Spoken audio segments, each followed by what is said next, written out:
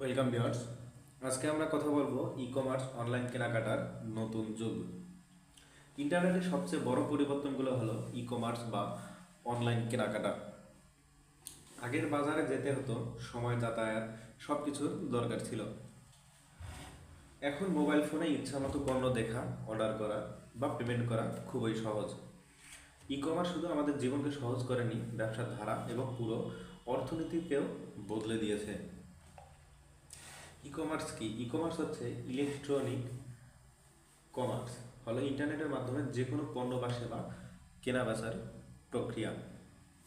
যেমন Daraz, Amazon, AliExpress, Evaly আগে ছিল, Facebook marketplace, online food delivery, Foodpanda, Pathao food, সবই ই কমার্সের প্ল্যাটফর্ম।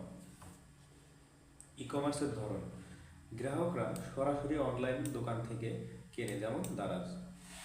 বি টু বি ব্যবসা, ব্যবসায়ীরা একে বলে পণ্য ব্যবসায়ীরা একে অপরকে পণ্য সরবরাহ করে।